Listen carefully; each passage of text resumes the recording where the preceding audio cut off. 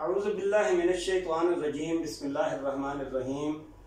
अज़ीज़ तालिब इल्म साथियों, उम्मीद है कि आप लोग खैर खैरियत से होंगे। आज हमारा मौजू जमात दोहम के हवाले से है। जमात दोहम का उर्दू का दूसरा सबक, दूसरा मौजू नज़्म नात, जिसकी तशरीह हम अपनी गुज़श्ता वीडियो में कर चुके हैं। नज़्म नात के अशार को समझने की एक कोशिश हमने की थी और साथ ही शायर जनाब एहसानुल हक दानिश के बारे में भी हमने कुछ गुफ्तगू की थी। तो इस वीडियो में हम इस नज़्म नात के मशकी सवालात को समझने की और उनका जवाब तहरीरी तौर पर करने की एक कोशिश करेंगे, तरीक़ेकार पर गौर करेंगे। तो हम अपने मौजू की जानिब बढ़ते हैं। नज़्म नात, शायर एहसान दानिश। तो आज हमारा मौजू है मशकी सवालात का। तो एहसान दानिश जी। अजीज साथियों, इसमें एक बात याद रखिए कि मशकी सवालात जितने भी हैं वो तो आपने तैयार करने ही हैं, मगर इसके साथ कुछ सवालात इजाफी तौर पर भी आ सकते हैं। वो मुम्तहन एग्जामिनर जो भी है, अब वो ये यानी अपनी तरफ से दे सकता है सवालात, जैसा कि यहाँ पे हमने करने की कोशिश की है सवालात की सूरत में कि एहसान दानिश का तारुफ पेश करें। तो यहाँ पे मैंने तारुफ अलग से भी दे दिया। इसी तरह एक और सवाल आ सकता है कि एहसानुल हक एहसान दानिश की शायराना या अदबी खसूसियात का जायजा पेश कीजिए।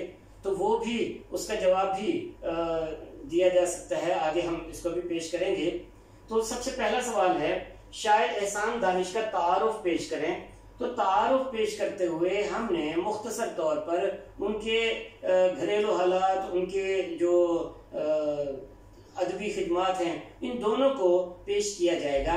तो यहाँ पर हम देखते हैं कि उनका तारुफ किस तरह से पेश करने की कोशिश की गई है। एहसानुल हक नाम और दानिश तखल्लुस था। एहसान दानिश के कलमी नाम से मशहूर हुए। कांधला जिला मुजफ्फरनगर यूपी में 2 फरवरी 1914 को पैदा हुए। वालिद की माली हालत बहुत खराब थी। अरबी फारसी हाफिज मोहम्मद मुस्तफ़ा से पढ़ी। स्कूल में सिर्फ चंद जमातें यानी सिर्फ 5वीं तक ही पढ़ सके और गुर्बत की वजह से तालीम का सिलसिला खत्म करना पड़ा। बचपन ही से मेहनत मजदूरी करने लगे। मेहनत मजदूरी करने लाहौर आए तो ईंटें ढोई, मेमारी की, चौकीदारी की, चपरासी और माली भी रहे। इस दौरान लाइब्रेरियों में भी जाते रहे और मुताला जारी रखा। शायरी का शौक बचपन से था। मजदूर और कमजोर तबके को अपनी शायरी में पेश करने की बिना पर उन्हें शायर मजदूर भी कहा जाता है। 21 मार्च 1982 को लाहौर में फौत हुए। तो ये एक मुख्तसर सा तारुफ है। आप मतलब है कि इसको पढ़ेंगे, जितना ज्यादा से ज्यादा पढ़ेंगे तो उसका कुछ हिस्सा आपके जहन में जरूर रहेगा। तो ये शायर एहसान दानिश का तारुफ था। हम बढ़ते हैं अगले सवाल की जानिब। अगला सवाल है, शायर एहसान दानिश की शायराना खुसूसियात का जायजा पेश करें। तो एहसान दानिश एक कादिरुल कलाम शायर थे। उनकी शायरी मशरकी अक़दार को पेश करती दिखाई देती है। अजीज तालिब इल्म साथियों, कहीं ये मत समझिएगा कि ये मैं अपनी तरफ से दे रहा हूँ। ये दोनों चीजें, चाहे वो शायर का तारुफ है या शायराना खुसूसियात हैं, ये इस किताब के अंदर से ही मैंने लिया है और उसको एक तरीके से तरतीब से यहाँ पे 2 सवालात की सूरत में मैंने तकसीम कर दिया है। ये अगर इसको देखें, ये किताब है आपकी और इस किताब में ये पहला हिस्सा, पहला पैराग्राफ उन शायर के तारुफ का है और दूसरा हिस्सा, दूसरा जो पैराग्राफ है वो शायराना खुसूसियात पर मुश्तमिल है। तो ये यानी इस तरीके से इस तारुफ के, एहसान दानिश के, ये 2 सवालात बन गए हैं। तो शायराना खुसूसियात में हम देखते हैं कि उनकी शायरी मशरकी अक़दार को पेश करती दिखाई देती है। उनकी शायरी कुदरत की और उस माहौल की अक्कासी करती है जिसमें उन्होंने मजदूरी की। क्योंकि वो खुद मजदूर थे, इस वजह से मजदूर और कमजोर तबके के लोगों के दर्द को महसूस करते थे।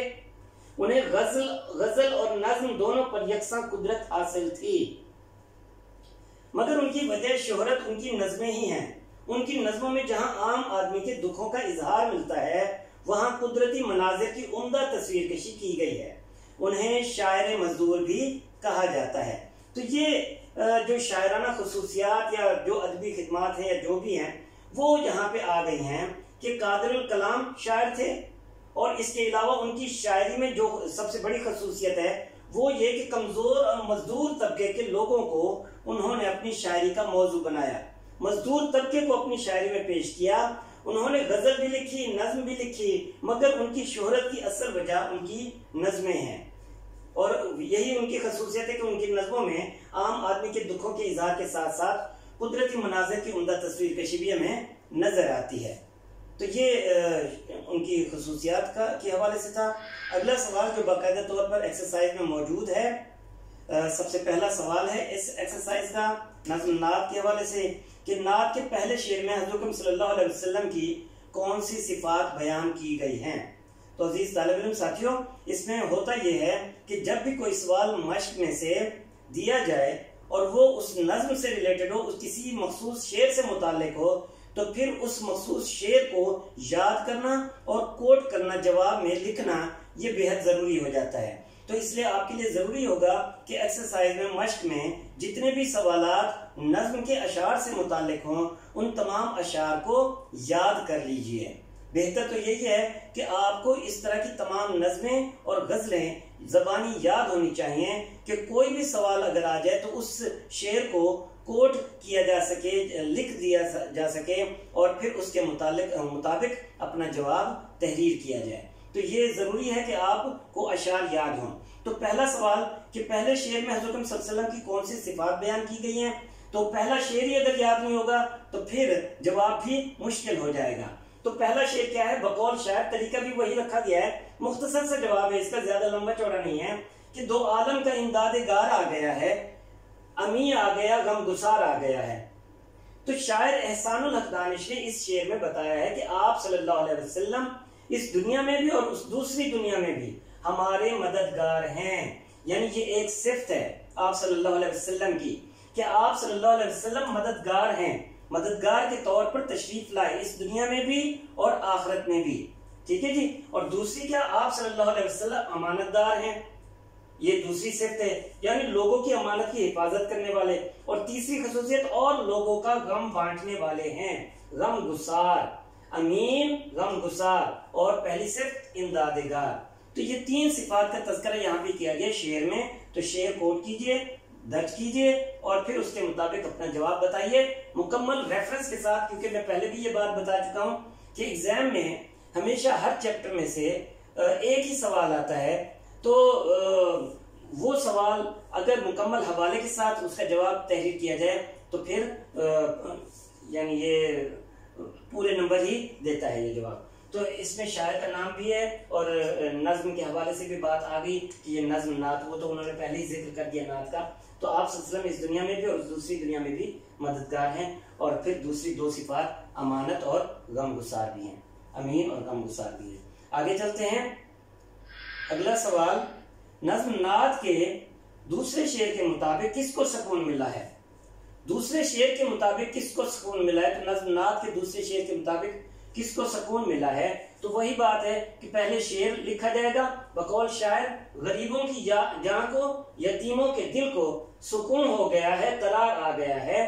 तो सुकून जाहिर सी बात है कि वो गरीबों और यतीमों को मिला है। अब ये शेर है, इसके मुताबिक आप अपना जवाब तहरीर कीजिए कि शायर एहसान दानिश नज्म नात के इस दूसरे शेर में फरमा रहे हैं कि हज़रत सल्लल्लाहु अलैहि वसल्लम की आमद से गरीबों की जान और यतीमों के दिल को सुकून और करार मिल गया है। जवाब मुख्तसर सा है, बस तरीक़ेकार अगर आप रखेंगे, तरतीब रखेंगे तो इंशाअल्लाह ये पूरे नंबर मिलेंगे इंशाअल्लाह। आगे चलते हैं। तरीक़ेकार भी यही है कि सही तरतीब के साथ जो है जवाब तहरीर किया जाए। अगला सवाल है कि इंसान को इंसान का इरफान होने से क्या मुराद है। अब इसमें एक तो वो शेर दर्ज किया, अब इंसान को इंसान का इरफान होगा, ये चौथा शेर है नज्म नात का। अब इंसान को इंसान का इरफान होगा, यकीन हो गया, एतबार आ गया है। तो यहाँ पे इस चौथे शेर के मुताबिक जवाब भी देख लीजिए कि एहसान दानिश इस शेर में ये पैगाम देते हैं कि हुजूर अकरम सल्लल्लाहु अलैहि वसल्लम की बदौलत अब एक इंसान दूसरे इंसान को पहचान लेगा, क्योंकि वो अपने फराइज से आगाह हो रहा है, वो इस बात को पहचान रहा है कि एक इंसान की तख्लीक से अल्लाह ताला का क्या मकसद है, और वो अपने मर्तबे को भी पहचान रहा है। यानी इंसान अपने मर्तबे को पहचान रहा है। जब वो अपने मर्तबे को पहचानेगा तो इसी तरह दूसरे इंसान को भी पहचान लेगा। यानी एक इंसान दूसरे इंसान को पहचानने लग जाएगा, और ये यकीन और एतबार किस वजह से? आप सल्लल्लाहु अलैहि वसल्लम की वजह से। ठीक है जी, तो ये इसका जवाब है। आगे चलते हैं। शायर के नजदीक हुजूर अकरम सल्लल्लाहु अलैहि वसल्लम का पैगाम क्या है? हुजूर अकरम सल्लल्लाहु अलैहि वसल्लम का पैगाम तो उसूल मोहब्बत ही है, ठीक है ना, लेकिन वाज़ेह किस तरह से करेंगे? सबसे पहले वही शेर लिखेंगे कि बकौल शायर उसूल मोहब्बत है पैगाम जिसका, वो महबूब परवरदिगार आ गया है। उसूल मोहब्बत, मोहब्बत का एक कायदा, मोहब्बत का उसूल। हज़रत सल्लल्लाहु अलैहि वसल्लम को अल्लाह ताला के बाकमाल महबूब होने का मकाम हासिल है। ये महबूब परवरदिगार, बाकमाल महबूब होने का मकाम हासिल है। इसलिए आप सल्लल्लाहु अलैहि वसल्लम की तालीमात में इंसानों के लिए पैगाम मोहब्बत को खास अहमियत हासिल है। यानी आप सल्लल्लाहु अलैहि वसल्लम का पैगाम है कि दूसरों से अच्छे तरीके से पेश आओ, किसी को दुख या तकलीफ न दो, आपस में प्यार और मोहब्बत से रहो। आप सल्लल्लाहु अलैहि वसल्लम का पैगाम यही है कि दूसरों से अच्छे तरीके से पेश आओ, किसी को दुख और तकलीफ न दो, और हमेशा प्यार और मोहब्बत से आपस में रहो। तो ये आप सल्लल्लाहु अलैहि वसल्लम का पैगाम है जो आप सल्लल्लाहु अलैहि वसल्लम ने इस उम्मत तक पहुंचाया। तो मोहब्बत का पैगाम, और फिर इसका भी जिक्र आ गया कि आप सल्लल्लाहु अलैहि वसल्लम महबूब परवरदिगार हैं, यानी बाकमाल महबूब होने का मकाम, होने का जो मर्तबा है वो आप सल्लल्लाहु अलैहि वसल्लम को मिला है। आगे चलते हैं। शायर एहसान दानिश ने अपनी नज्म नात में खिज़्र से कौन सी हस्ती मुराद ली है? एहसान दानिश ने अपनी नज्म नात में खिज़्र से मुराद कौन सी हस्ती है? ठीक है, नात के आखिरी शेर में यहाँ पे बयान किया गया कि नात के आखिरी शेर में खिज़्र से कौन सी हस्ती मुराद है। तो मैंने जरा सवाल उसको दूसरी सूरत में लिखा है कि एहसान दानिश ने अपनी नज्म नात में खिज़्र से कौन सी हस्ती मुराद ली है। तो जमाने को अब अपनी मंजिल मुबारक कि एक खिज़्र सद रह गुजार आ गया है, ये आखिरी शेर नात का, जमाने को अब अपनी मंजिल मुबारक के एक खिज़्र सद रह गुजार आ गया है। एहसान दानिश की नज्म नात के आखिरी शेर में खिज़्र से मुराद हमारे प्यारे नबी सल्लल्लाहु अलैहि वसल्लम की हस्ती है। अब ये खिज़्र क्यों कहा गया? क्योंकि जिस तरह हजरत खिज़्र अलैहिस्सलाम भटके हुओं की रहनुमाई फरमाया करते थे, इसी तरह हजरत मोहम्मद मुस्तफ़ा सल्लल्लाहु अलैहि वसल्लम की ज़ात ने भटकी हुई इंसानियत की रहनुमाई फरमाई। न सिर्फ इस दुनिया में बल्कि आखिरत के भी पेचीदा से पेचीदा हर मरहले पर आप सल्लल्लाहु अलैहि वसल्लम रहनुमाई फरमाएंगे। आप सल्लल्लाहु अलैहि वसल्लम ने इस दुनिया में भी हर मुश्किल से मुश्किल मरहले पर इंसानियत की रहनुमाई फरमाई। तो जिस तरह खिज़्र अलैहिस्सलाम, हजरत खिज़्र अलैहिस्सलाम भटके हुओं की रहनुमाई फरमाया करते थे, इसी तरह हजरत मोहम्मद मुस्तफ़ा सल्लल्लाहु अलैहि वसल्लम की ज़ात में भटकी हुई इंसानियत की रहनुमाई फरमाई। ठीक है जी। तो खिज़्र से मुराद, खिज़्र से कौन सी हस्ती मुराद है? खिज़्र से मुराद हमारे प्यारे नबी सल्लल्लाहु अलैहि वसल्लम की हस्ती है। आगे चलते हैं जी। अब इसमें देखें, एक सवाल है, बाकी तो ये MCQs हैं जो आपके अपने करने के हैं, इनको आपने खुद ही करना है, खुद ही समझना होता है, इसका जवाब ढूंढना होता है। ये जो कसीरुल इंतखाबी सवालात होते हैं, इनमें 4 ऑप्शन दिए जाते हैं और उनमें से कोई एक ऑप्शन दुरुस्त होता है, तो वो आपने खुद ही इसकी निशानदेही करनी होती है। जो करने वाला सवाल है वो है जुमलों में इस्तेमाल गम गुसार, करार, यकीन, पैगाम और जी वकार। तो इसमें देखें, सबसे पहले गम गुसार। गम गुसार गम बांटने वाला, दूसरों का गम खाने वाला, गम में शरीक होने वाला। हज़रत सल्लल्लाहु अलैहि वसल्लम की तालीमात पर अमल करते हुए हमें भी गरीबों का गम गुसार होना चाहिए।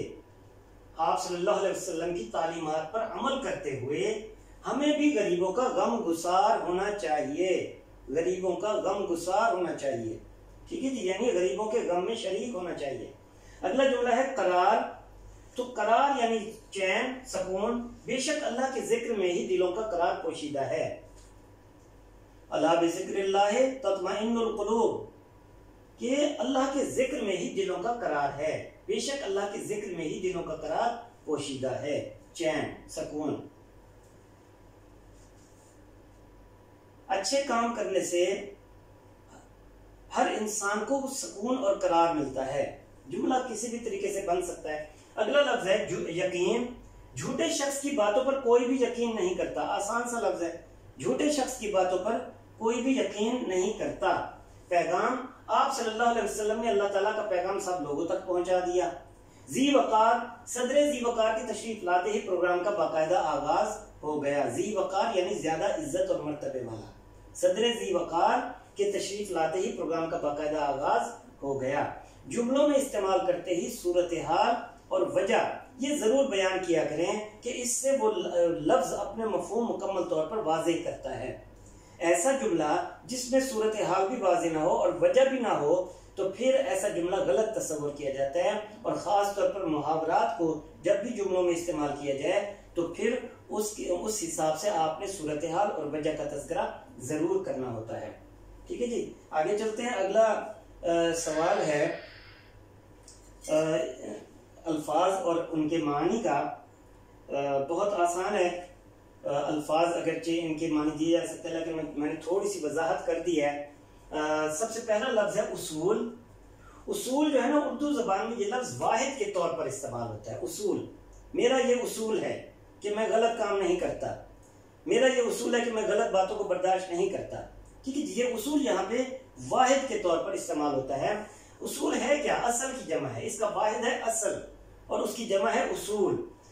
मानी क्या है? जड़ें, बुनियादें, कायदा, ढंग, तौर तरीका, दस्तूर, ये सारे इसके मानी हैं उसूल के।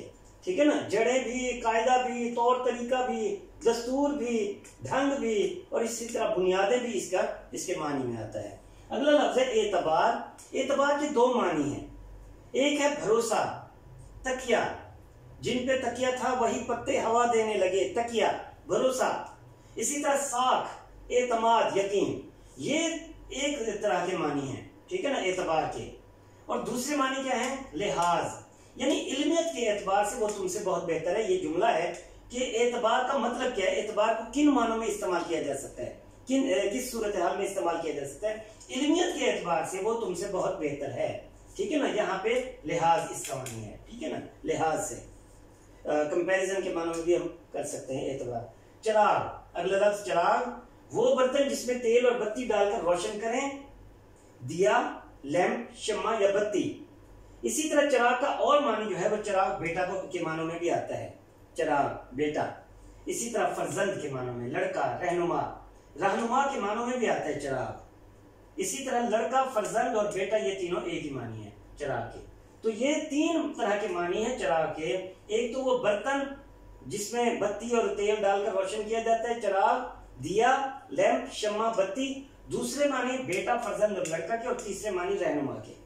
इसी तरह इरफान, इरफान का मतलब है शनाख्त, पहचान, अल्लाह ताला की मार्फत, खुदा शनासी। और फिर रहगुजार, अगला लफ्ज आखिरी, रास्ता चलने वाला, राहगुजार, रास्ता चलने वाला, रहगुजार। ठीक है जी, तो ये अजीज साथियों हमारा आज का मौजू था मशकी सवालात जमात दोहम के हवाले से।